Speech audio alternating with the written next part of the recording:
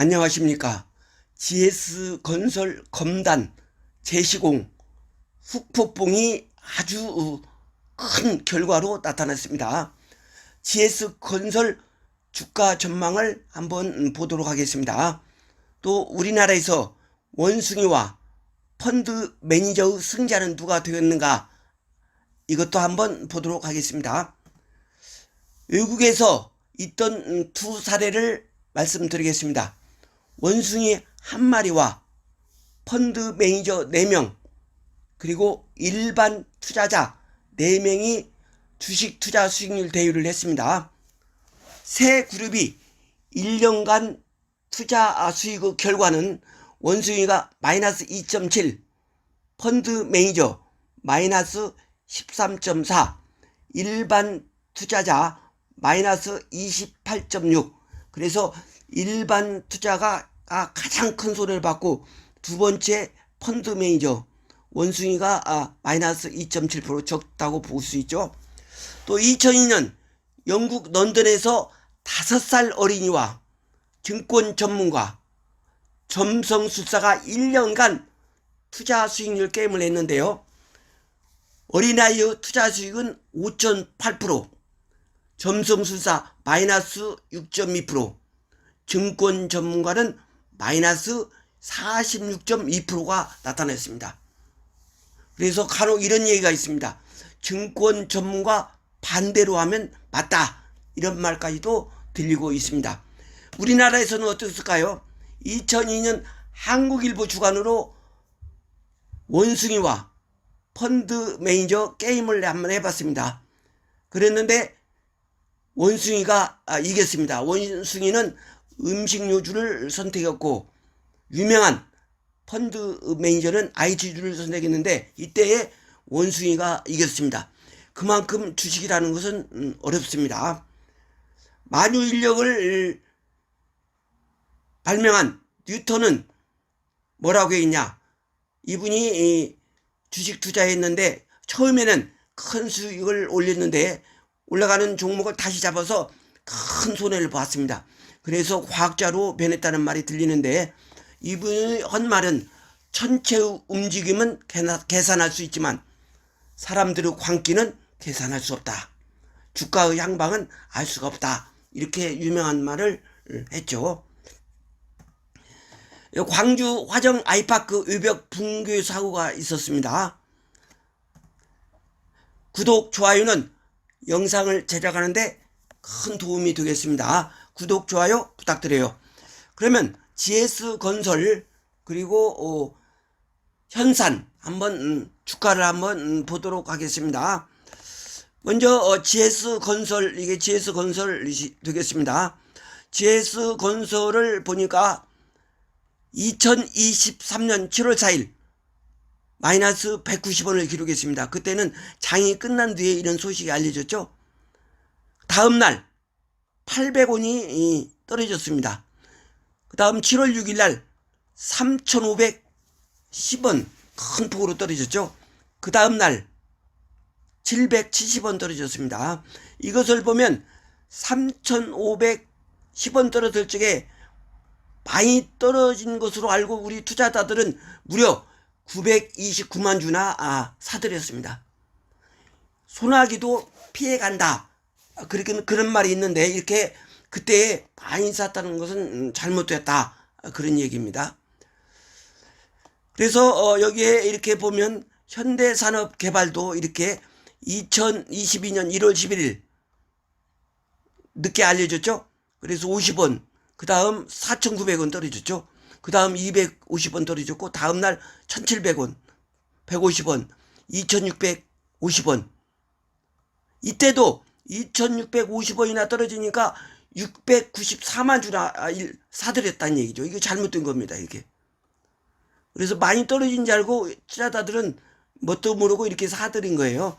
그래서 소나기는 피해가라, 그런 말도 있는데, 그 다음 또 1월 20일 날 500원이 떨어졌죠. 714만 주나 거래가 되었습니다. 그래서 25,750원을 기록했는데 현재 10,600 10원입니다. 어제 가격으로. 그만큼 이렇게 많이 떨어졌다는 얘기죠. 이렇게 25,000원은 어떤 주식이 금요일 날 10,610원 이렇게 많이 떨어졌다는 얘기죠. 그래서 주가는 참 이거 어렵고 또 예측하기가 어렵다. 그렇게 볼 수가 있습니다. 그래서 여기에 보면요, 이게 바로 GS건설이 되겠습니다. GS건설이 이렇게 월봉 차트를 보면 이렇게 최고 이렇게 떨어졌다가 물론 여기 보면 한 5만 정도 갔네요. 그리고 떨어져 갖고 현재 이렇게 현재 가격이 13,750원이 되겠습니다. 이때 많이 떨어졌죠. 그런 사람들이 이렇게 거래량이 늘은데 이것은 파는 거래량입니다. 우리들은 여기 안 들어가야 하는데 이렇게 볼 때 이 GS건설이 5천억에서 1조 피해를 지금 생각하고 있는데 GS건설 앞으로 좀 암담하다 그렇게 볼 수 있습니다. 또 여기에 HDG 현대산업개발 광주 화정동에서 그때 붕괴가 됐죠. 이때 보니까 이때도 1월 그때 11일입니다. 거래량이 엄청 늘었어요. 이게 거래량입니다. 거래량이 이렇게나 많이 늘었어요. 이렇게 이때 안 사야 하는데 이렇게 샀다는 얘기죠. 주가가 계속 이렇게 빠졌습니다. 그래서 이렇게 10,610원 25,000원 그땐 주식이 10,610원 물론 건설로 약해지니까 그런 것도 있지만 이렇게 주가는 알 수가 없다. 그렇게 알 수 있습니다. 또 삼성전자 한번 보겠습니다. 삼성전자 한번 보면요.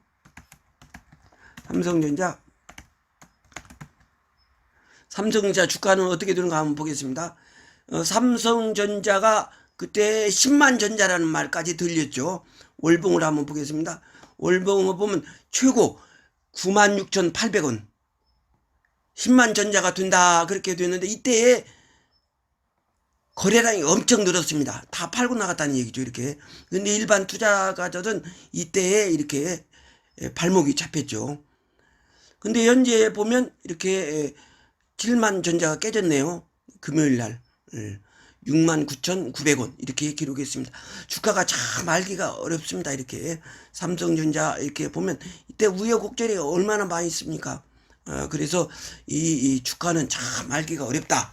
그렇게 볼 수가 있습니다. 그래서 여기에 이렇게 여기 한번 보겠습니다.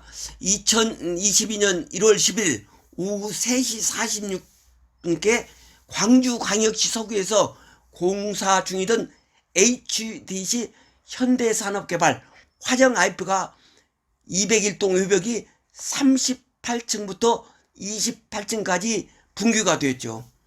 이때 주식은 장이 끝난 뒤에 나타난 것입니다. 그래서 무려 그때 사망자가 6명, 부상자가 1명 등 총 7명의 사상자가 발생했던 거예요.